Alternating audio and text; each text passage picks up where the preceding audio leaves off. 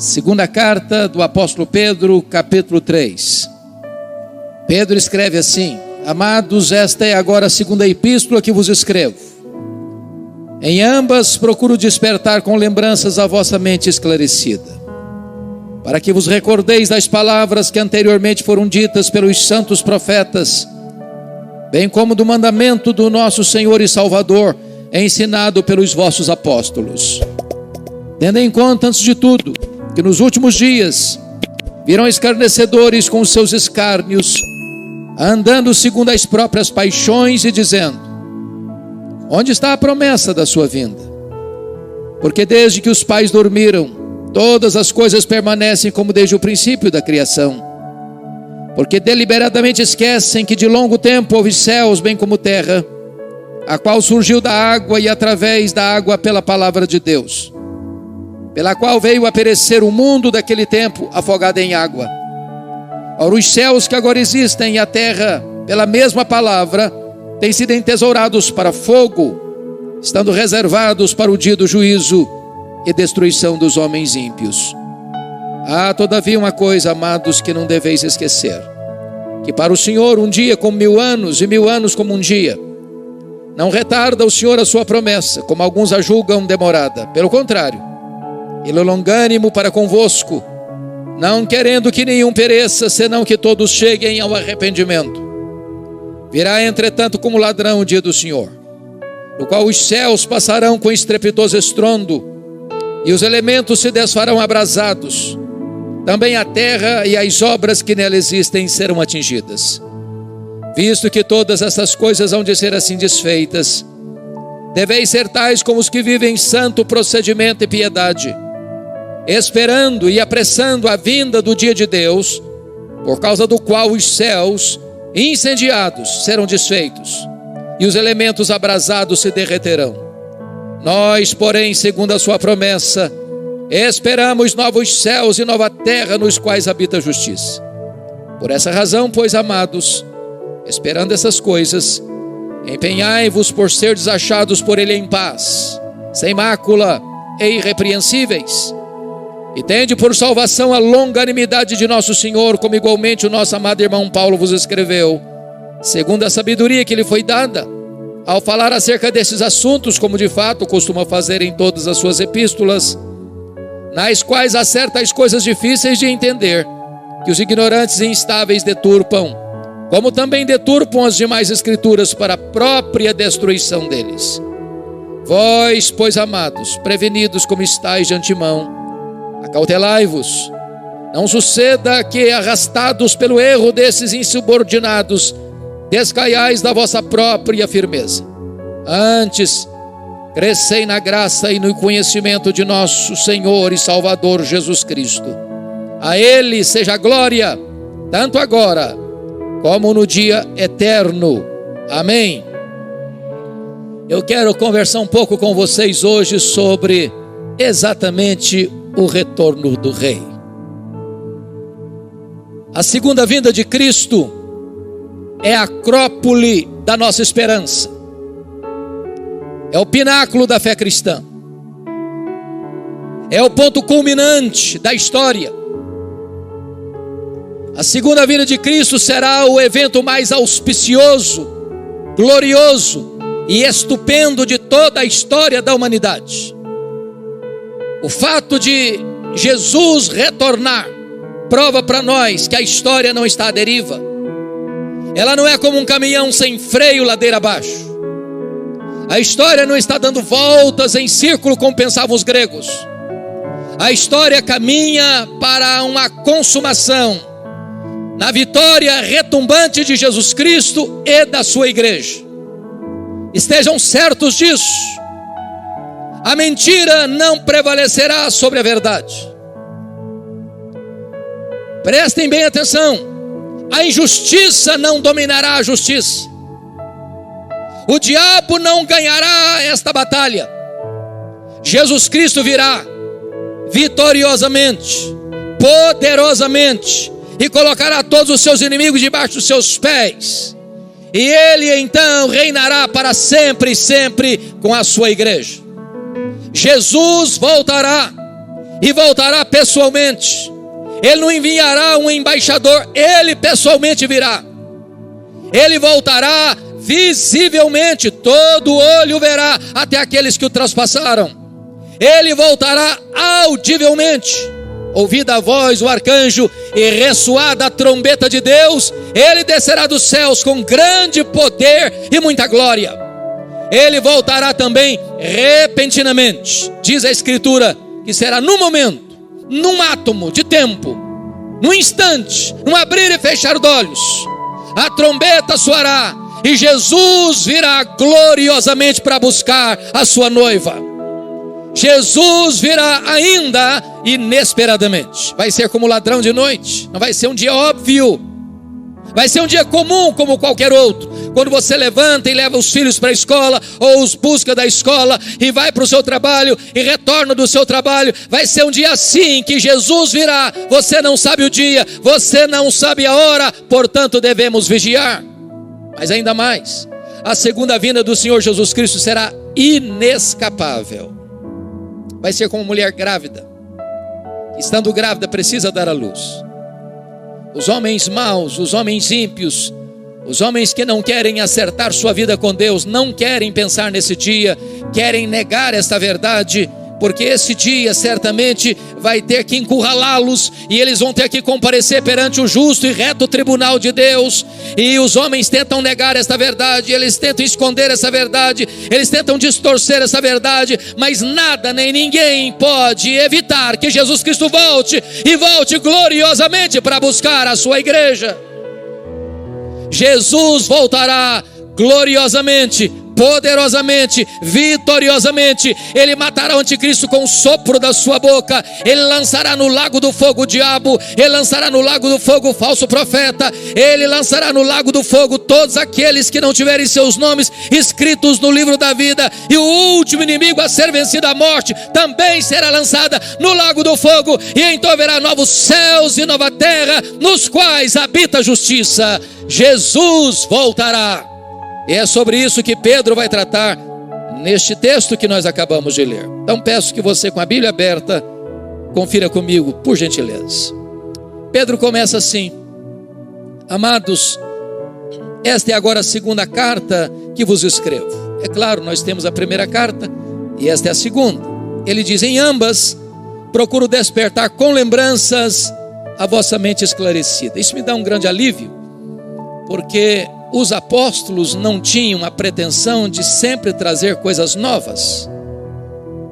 E eu não tenho também a pretensão de trazer nenhum fato novo a você. Eu estou aqui hoje recordando a você aquilo que você já sabe. As mesmas verdades, as antigas verdades, sempre novas verdades, poderosas verdades. A verdade de que Jesus Cristo vai voltar. E Pedro está dizendo isto para introduzir o que ele vai, de forma pontual, destacar no verso 2. Para que vos recordeis das palavras que anteriormente foram ditas pelos santos profetas, bem como do mandamento do Senhor e Salvador, ensinado pelos vossos apóstolos. O que Pedro está dizendo aqui é o seguinte: o assunto que eu vou tratar, a segunda vinda de Cristo, não é um assunto novo, não é um tema inédito. Essa verdade já foi tratada pelos profetas. Há mais profecias do Velho Testamento sobre a segunda vinda do que sobre a primeira vinda. Todos os livros do Novo Testamento, exceto Filemão, 2 de João e 3 de João, tratam desta magna doutrina, segunda vinda de Cristo. Este mesmo assunto o próprio Jesus tratou, lá em Mateus 24, quando perguntaram para ele: Senhor, quando vai ser esse tempo da consumação dos séculos, que se não haverá da tua vinda? E ele respondeu: vede que ninguém vos engane. Haverá guerras, rumores de guerras, nação contra nação, reino contra reino. Surgirão muitos falsos profetas e enganarão a muitos. O amor se esfriará, mas este evangelho será pregado em todo o mundo para testemunhar a todas as nações, então verá o fim. Esta mesma magna verdade também foi pregada e ensinada pelos apóstolos. Pedro tratou disso, João tratou desse assunto, Paulo tratou desse assunto. Então o que Pedro está dizendo é que a palavra de Deus unanimemente trata da segunda vinda de Cristo. Nota de rodapé. É muito comum você escutar hoje alguém dizendo o seguinte: o Deus do Antigo Testamento é o Deus da ira, é o Deus da guerra, é o Deus do sangue. O Deus do Novo Testamento é o Deus da paz, é o Deus do amor, é o Deus da graça. Não, não é bem assim não. Não existe esse conflito entre o Antigo e o Novo Testamento. É o mesmo Deus, de toda graça, de infinito amor. É o Deus que tem anunciado às gerações passadas, à geração presente, e anunciará às gerações pósteras que Jesus Cristo, Filho de Deus, voltará em glória para buscar a sua noiva. Esta mensagem foi gravada durante o evento da Consciência Cristã e faz parte de uma série de outras mensagens que estão disponíveis no Bless, uma plataforma de estudos bíblicos focada em te auxiliar na sua jornada de fé. Acesse o link que está na descrição e saiba mais. Então, por que ele está tratando disso? Porque notem comigo que no verso 3, ele vai introduzir o problema dos falsos mestres, que estão vivendo uma vida errada, que estão pregando uma mensagem errada. E qual é a mensagem dos falsos mestres? Confira comigo o versículo 4. Onde está a promessa da sua vinda? Eles dizem isso. Onde está a promessa da sua vinda? Os falsos mestres negam que Jesus voltará. Mas por que negam? Porque essa doutrina não lhes convém, porque esta verdade os incomoda, porque esta verdade os confronta, porque esta verdade os atinge de cheio. Uma vez que eles não querem mudar a sua vida, uma vez que eles não querem mudar a sua doutrina, uma vez que eles não querem mudar a sua conduta, anunciar que Jesus vai voltar é anunciar o juízo, o acerto de contas. Então preste bem atenção: quando alguém não quer mudar a sua conduta, ele tenta mudar a doutrina. Notem comigo o versículo 3. Os falsos mestres estão surgindo e virão escarnecedores com os seus escárnios, andando segundo as suas próprias paixões. Se a teologia está errada, a ética está errada. Se o ensino está errado, a vida está errada. Você nunca vai encontrar um falso mestre sendo padrão de piedade, porque a teologia é mãe da ética. Então o que Pedro está dizendo é que esses falsos mestres que estão ensinando uma doutrina errada, que Jesus não vai voltar, onde está a promessa da sua vinda? Os profetas falaram, os apóstolos falaram, o próprio Jesus falou, por que não veio ainda? E eles duvidam, e eles negam. Agora notem comigo, qual é o argumento dos falsos mestres para dizer que Jesus não voltará? Confira comigo o verso 4. Eles dizem assim: porque desde que os pais dormiram, todas as coisas permanecem como desde o princípio da criação. O que estão dizendo é o seguinte: Jesus não voltará porque nada mudou até hoje. E se nada mudou até hoje, nada vai mudar daqui para frente. Desde que o mundo é mundo, não aconteceu nada, não mudou nada. Portanto, falar que Jesus voltará é uma ilusão, é uma quimera, é uma utopia, é enganar as pessoas ou amedrontá-las. É esta a mensagem dos falsos mestres. Qual é a resposta de Pedro a essa gente? Se você percebeu, o que os falsos mestres estão negando é a integridade das Escrituras, é a inerrância das Escrituras. O que os falsos mestres estão negando é que os profetas falaram que Jesus vai voltar, Jesus falou que ele vai voltar, os apóstolos pregaram que Jesus vai voltar. Se eles estão perguntando, mas onde está essa promessa? O que eles estão fazendo? Negando que a Bíblia merece crédito. Oh, meus amados irmãos, tem muita gente ainda hoje que prega outra coisa, que a Bíblia não está mais no centro do púlpito, que as mensagens não são mais fundamentadas nas Escrituras, pessoas pregando aquilo que elas pensam, aquilo que elas acham, aquilo que elas concebem no laboratório enganoso do coração humano. Mas nós precisamos dizer que a Bíblia é a palavra de Deus, que a Bíblia é infalível, que a Bíblia é inerrante, que a Bíblia é suficiente. Passa o céu, passa a terra, mas a palavra de Deus não vai passar. Qual é o argumento de Pedro para provar que os falsos mestres estão errados? Eles estão colocando em dúvida a integridade da Bíblia. Então vamos ver a resposta de Pedro. Onde está a promessa da sua vinda? Porque desde que os pais dormiram, todas as coisas permanecem como desde o princípio da criação. Será que é isso mesmo? A resposta de Pedro no versículo 5. Porque deliberadamente esquecem. Deixa eu dizer algo aqui. O ateísmo não é um problema intelectual. O ateísmo é um problema moral. O apóstolo Paulo diz que a ira de Deus se revela do céu contra toda impiedade e perversão dos homens que detêm a verdade pela injustiça. O homem que não quer mudar a sua conduta, não quer mudar a sua vida, ele recebe a verdade, ele vê a verdade, ele escuta a verdade, mas essa verdade o incomoda, essa verdade o esmaga, essa verdade o fere, essa verdade o chama ao arrependimento, e como ele não quer mudar a sua conduta, ele tenta afogar essa verdade, ele tenta matar essa verdade. E aqui Pedro está dizendo que os falsos mestres que estão dizendo: onde está a promessa da sua vinda? Desde que o mundo é mundo, nada mudou. E Pedro está dizendo: vocês esquecem deliberadamente, vocês não são honestos no argumento de vocês.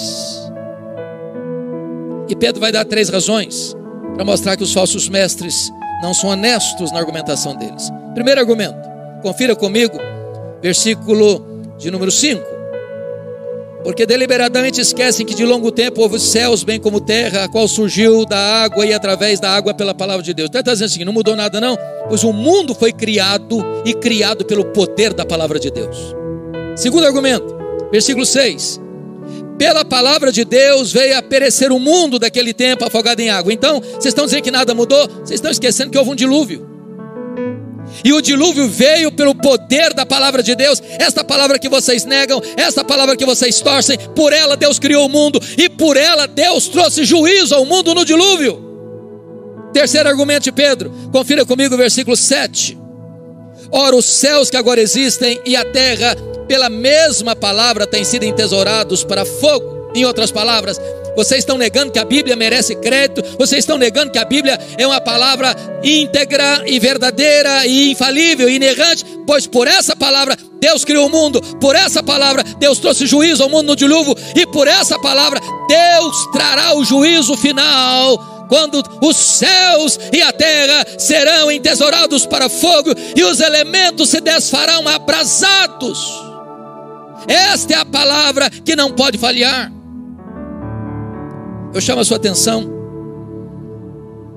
para examinar comigo 3 versículos, porque nenhum texto da Bíblia descreve com cenas tão eloquentes e tão vívidas esta cena do que o apóstolo Pedro nesta passagem. Olha o verso 7. Ele diz que por esta palavra os céus que agora existem e a terra têm sido entesourados para fogo. Agora olha o verso 10. Virá entretanto como ladrão o dia do Senhor, no qual os céus passarão com estrepitoso estrondo e os elementos se descerão abrasados. Agora olha o versículo 12. Esperando e apressando a vinda do dia de Deus, por causa do qual os céus incendiados serão desfeitos e os elementos abrasados se derreterão. Meus irmãos, você nunca viu, não está vendo e não verá a mente mais criativa produzir um filme de ficção retratando essa cena. Final do ano passado, começo deste ano, nós vimos os incêndios devastadores na Austrália. Até mesmo na nossa floresta úmida, floresta amazônica, tivemos focos de incêndio. O ano passado vimos a Catedral de Notre Dame em Paris ardendo em chamas. Agora imagine você o que é um incêndio cósmico. Os céus incendiados, o teto do universo caindo e os elementos se desfazendo, abrasados. Imagine o que é toda a terra ardendo em chamas. Imagine o que é as colunas do universo ruindo, entrando em colapso. É uma cena de terror, é uma cena de medo, é uma cena catastrófica. E os homens desesperados vão tentar fugir dessa cena. Está lá em Apocalipse 6, 12 a 17. Os homens vão querer fugir para algum lugar, para uma caverna, para um buraco, para qualquer situação. Eles não estão com medo de morrer não, eles estão com medo de enfrentar a ira de Deus no seu juízo. Esta é a cena que Pedro está descrevendo, meus amados irmãos, da segunda vinda do Senhor Jesus Cristo. Mas fica ainda a pergunta dos falsos mestres: cadê a promessa da sua vinda? Por que está demorando? Se você é a quarta geração de crentes e está aqui hoje, seus bisavós falaram da segunda vinda de Cristo, seus avós falaram da segunda vinda de Cristo, seus pais estão falando da segunda vinda de Cristo, você está ouvindo sobre a segunda vinda de Cristo. Paulo esperava a segunda vinda de Cristo para os seus dias, os pais da igreja esperavam para os seus dias, os reformadores esperavam a volta de Jesus para os seus dias. E a pergunta ainda é: por que ele não voltou ainda? Cadê a promessa da sua vinda? Vejamos a resposta de Pedro. Confira comigo o versículo 8.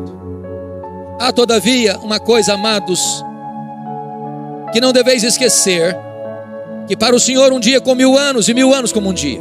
Deus não vê o tempo como o homem vê. Deus está lá no passado, Deus está aqui no presente, e Deus está lá no futuro, no seu eterno agora. Ele não conta o tempo como nós contamos. Então, Pedro vai mostrar outra coisa. Mas por que ele está demorando? É a pergunta dos falsos mestres. Cadê a promessa da sua vinda? E talvez você é crente e diz: Senhor, por que o Senhor não volta logo? Tem crente querendo: Senhor, volta logo. Mas não é porque quer que Jesus volte, não é porque está querendo sair dessa magrela que está vivendo. E por que não voltou ainda? Pedro responde no versículo 9, confira comigo: não retarda o Senhor a sua promessa, como alguns a julgam demorada. Pelo contrário, Ele é longânimo para convosco, não querendo que nenhum pereça, senão que todos cheguem ao arrependimento. Sabe por que parece que Ele está demorando? É porque Deus está lhe dando mais uma chance, mais uma oportunidade de você se voltar para Ele. Porque não basta ser crente, não basta pertencer a uma igreja evangélica, não basta frequentar anualmente a consciência cristã, não basta ter nome de crente, não basta ter o nome no rol da sua igreja, não basta você ser batizado, não basta você ter uma Bíblia, não basta você orar, não basta você frequentar a sua igreja, não basta ter apenas lâmpadas. É preciso que você tenha azeite nessa lâmpada, é preciso que você esteja preparado para que aquele dia, ao chegar, não pegue você de surpresa. O Senhor está retardando por amor a você, por amor à sua misericórdia, lhe dando mais uma oportunidade de você se reconciliar com Deus. Mas alguém pode dizer assim: bom, já que Deus é tão misericordioso que Ele está retardando mesmo, então deixa eu viver mais um pouquinho minha vida acomodada. Não vai chegar mesmo, vai demorar mesmo, então deixa eu curtir um pouco mais. Aí Pedro insere o versículo 10 dizendo o seguinte: virá entretanto como ladrão o dia do Senhor. Preste bem atenção, esse dia vai pegar muita gente de surpresa.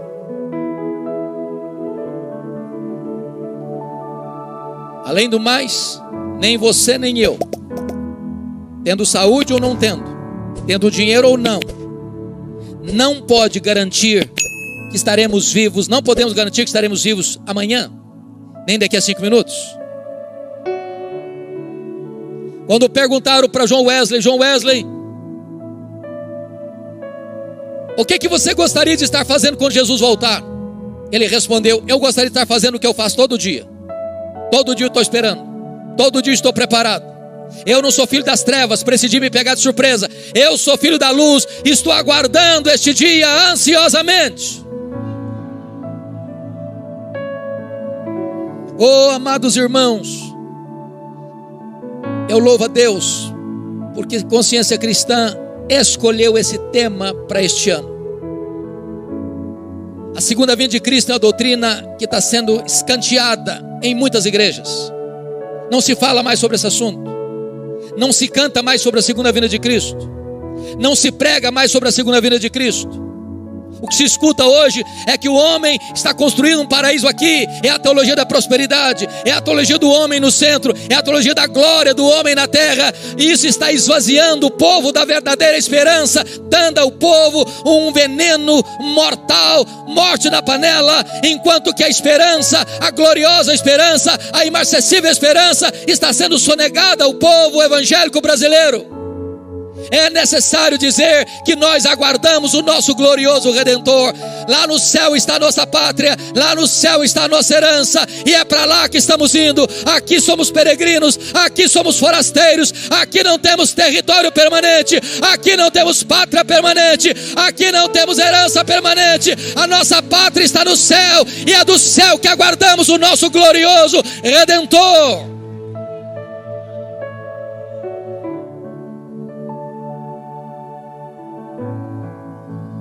Ora, preste bem atenção. Se você crê que Jesus vai voltar, que implicação tem isso na sua vida? Pedro trata disso da seguinte maneira. Olha comigo o versículo 11. Visto que todas estas coisas hão de ser assim desfeitas, está dizendo que os céus e a terra vão ser desfeitas. E olha comigo o versículo 10, parte B. Também a terra e as obras que nela existem serão atingidas. Aqui é importante você refletir. O que Deus criou vai ser desfeito. A linguagem aqui, irmãos, usada pelo apóstolo Pedro no final do primeiro século, é como que a mesma linguagem da desintegração do átomo. Os elementos abrasados derreterão, se desfarão. Agora, isso vai ser destruído pelo fogo, mas também as obras que nela existem, os prédios, as casas, os palácios, aquilo que você construiu, aquilo em que você investiu, aquilo que você ajuntou e acumulou. Eu quero dizer uma coisa a você nesta noite: se tudo que você tem na vida é dinheiro, você é pobre demais. Se tudo que você tem construído e feito na vida é acumular bens, casas, prédios, apartamentos, fazendas, você está juntando para o fogo. É hora da igreja parar e pensar que nós precisamos levantar e colocar tesouros lá em cima, onde nem a traça, onde nem a ferrugem e nem o ladrão pode tomar de você. Agora olha a orientação de Pedro no versículo 11. Visto que todas essas coisas hão de ser assim desfeitas, não é talvez sejam desfeitas, vão ser desfeitas, deveis ser tais como os que vivem em santo procedimento e piedade. Se você crê que Jesus vai voltar, você tem que mudar a sua vida. Não dá para você, não, Jesus vai voltar e você está vivendo deliberadamente no pecado. Isso é loucura. Segundo, como é que nós devemos esperar a volta de Jesus? Olha o versículo 12. Esperando a vinda do dia de Deus. A ideia do esperar aqui é como se você estivesse na ponta dos pés, olhando para o horizonte, como aquele pai do pródigo estava olhando para a estrada todo dia, para o filho retornar, e quando o filho aponta na estrada, ele corre, ele abraça, ele beija, ele celebra. É com essa expectativa que a igreja deve esperar o retorno do rei. Terceiro, olha o que Pedro diz no versículo 12 ainda: não só esperando, mas apressando a vinda do dia de Deus. Bom, só Deus o Pai sabe esse dia. E como é que você e eu podemos entrar nessa agenda e apressar esse dia? A única maneira, e Jesus Cristo dá a senha para nós, Mateus 24:14: e este evangelho do reino será pregado em todo o mundo para testemunhar a todas as nações, então virá o fim. Se você crê que Jesus vai voltar, é hora de você começar a pregar para a sua família, é hora de você começar a pregar para os seus parentes, é hora de você começar a pregar lá na faculdade onde você estuda, é hora de você começar a pregar lá no escritório onde você trabalha, é hora de você começar a pregar lá na empresa e na fábrica que você trabalha, é hora de você se levantar como uma testemunha de Deus e dizer o seguinte: Jesus é o único Salvador, Ele é o único Senhor, e hoje Ele quer ser o seu advogado, mas se você não se arrepender, Ele voltará como seu juiz, e você vai ter que enfrentar o seu julgamento. Então prepara-te para te encontrares com o Senhor teu Deus. Mas notem comigo, em quarto lugar, versículo 13. E aqui, irmãos, essa cena para mim é dramática, porque a cena que Pedro coloca aqui é de terror. Eu acho que por mais dramático que seja um filme de ficção ou de terror que você já assistiu, você nunca assistiu algo semelhante. Os céus incendiados, os elementos abrasados se derretendo e se desfazendo, a terra e tudo que está em cima dela pegando fogo. Há um incêndio cósmico. Isso não é ficção, isso não é figura de linguagem, exatamente isso é o que vai acontecer.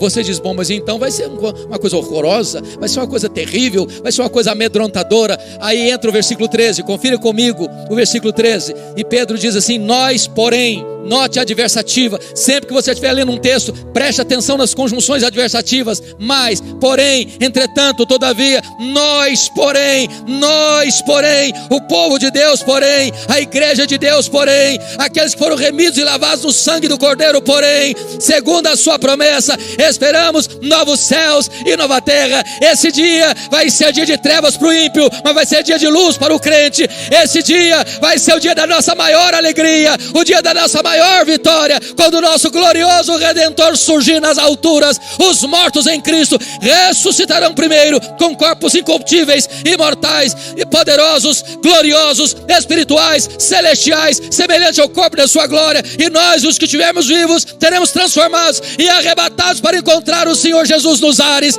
E então nós ouviremos a sua voz: vinde, benditos de meu Pai, entrem na posse do reino que vos está preparado desde a fundação do mundo. E nós entraremos para as bodas do Cordeiro com ele, numa festa que nunca mais vai acabar. Não haverá dor, não haverá lágrima, não haverá pranto, não haverá luto, e nós estaremos para sempre e sempre com ele, em novos céus e nova terra.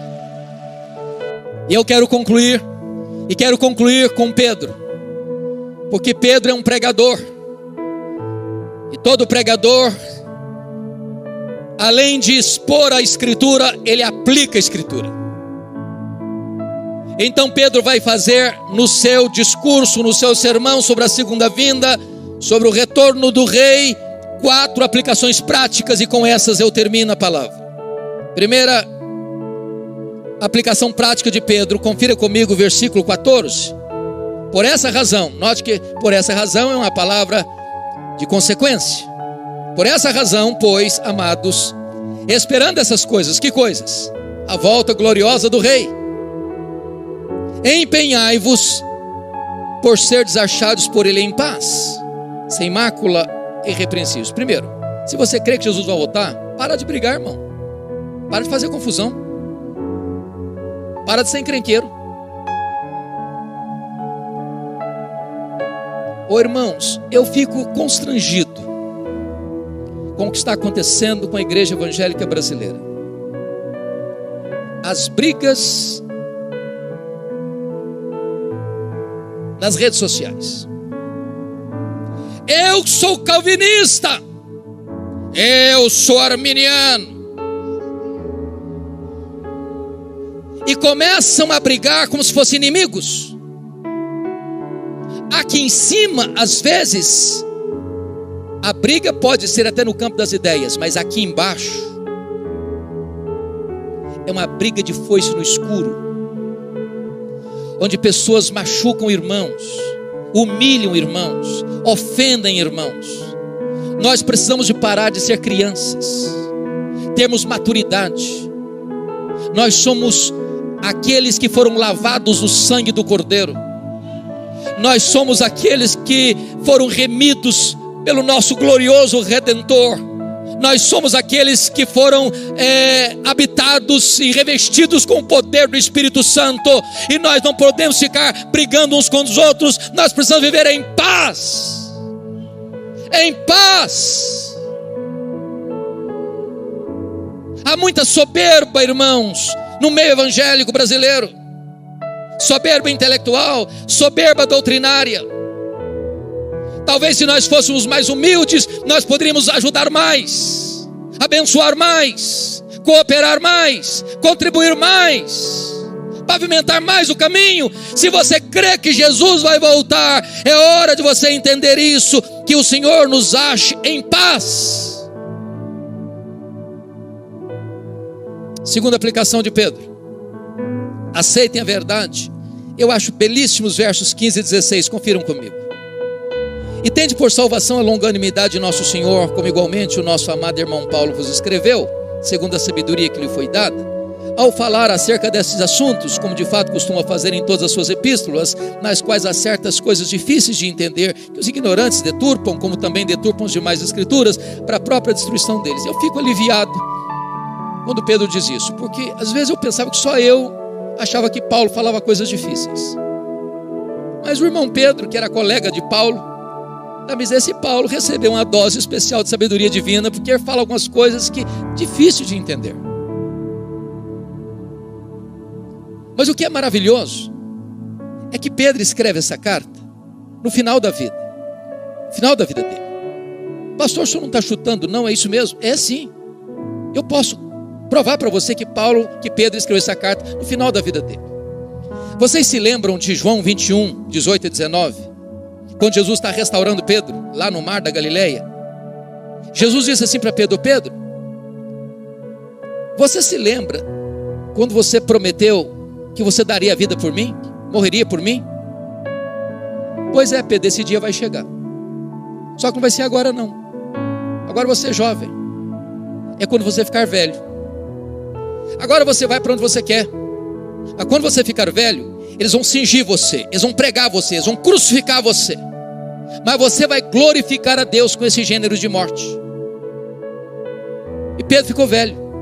Agora pense comigo, querido prefeito, o Pedro indo para casa depois de um dia de trabalho, botar a cabeça no travesseiro e pensar: bom, Jesus disse que quando eu ficar velho eu vou morrer crucificado.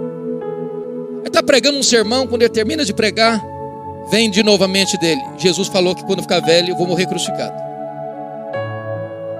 Aí ele sai para fazer uma viagem missionária. Enquanto caminha, vem na mente dele: o Senhor falou que quando eu ficar velho eu vou morrer crucificado.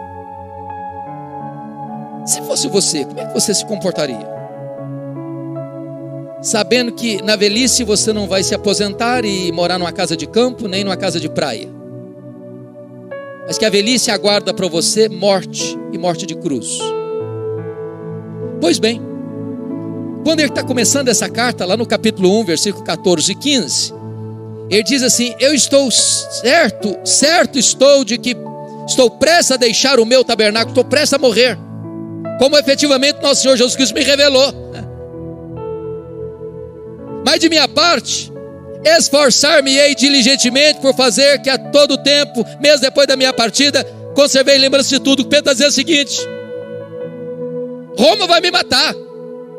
E quando ele foi crucificado, ele disse para os seus executores: crucifiquem-me, mas eu não sou digno de morrer como morreu o meu Senhor, crucifiquem-me de cabeça para baixo.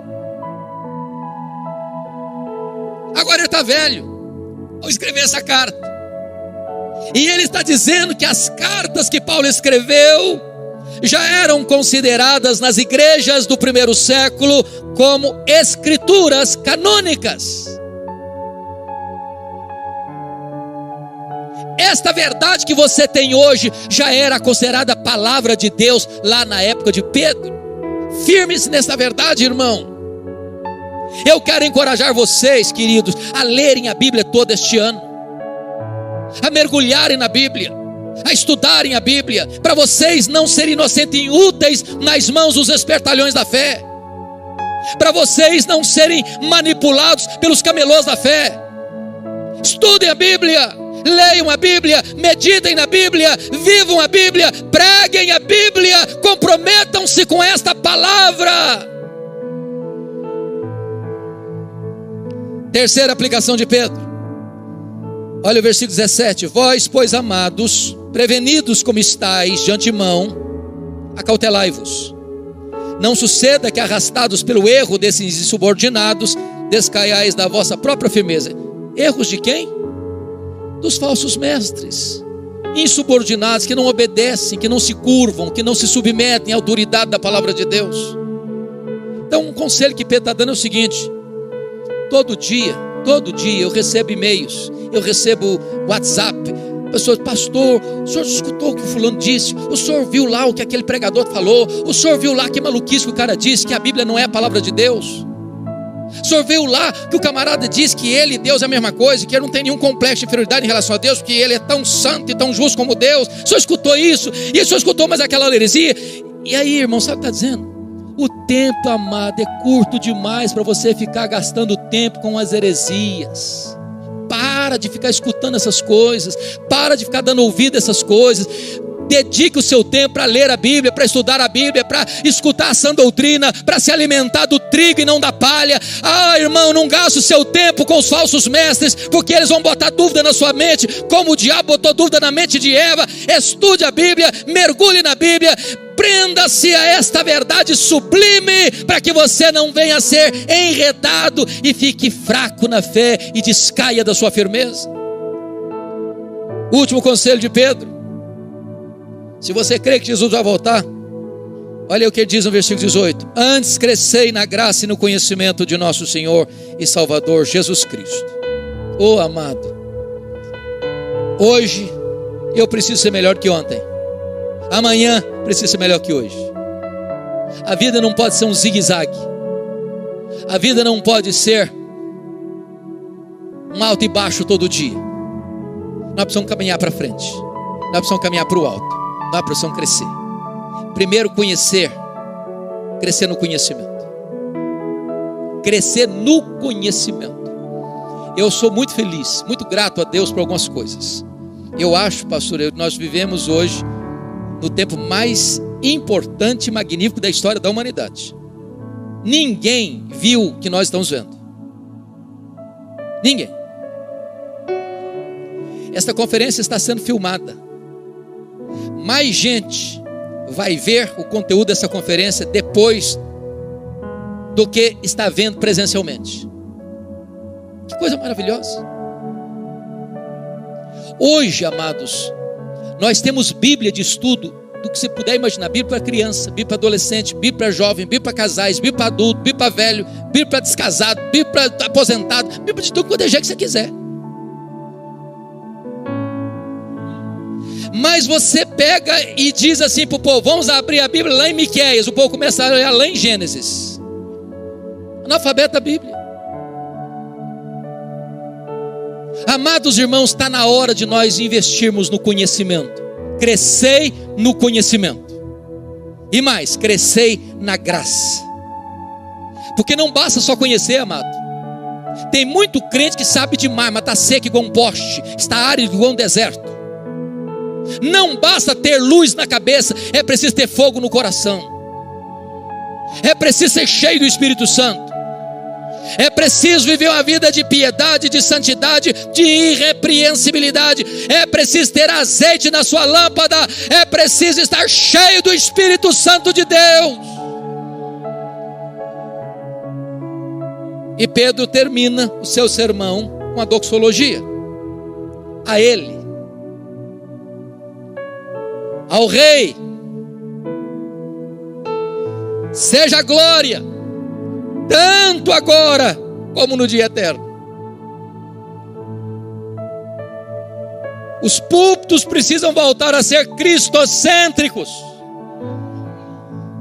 e não coaching. Os púlpitos precisam voltar a colocar a Bíblia no centro e não psicologização humana. Amados irmãos, que Deus restaure a sua igreja, que Deus renove e reavive a sua igreja, para que nós estejamos com os olhos fitos na volta do Rei, o amado da nossa alma, aquele que morreu por nós, que ressuscitou, que está vivo, está à destra de Deus, está ataviando a sua noiva e vai voltar pessoalmente, visivelmente, audivelmente, inesperadamente, repentinamente, inescapavelmente, gloriosa e poderosamente. A Ele por tanta honra, a Ele por tanta glória, a Ele por tanto louvor, agora e no dia eterno. Aleluia. Amém.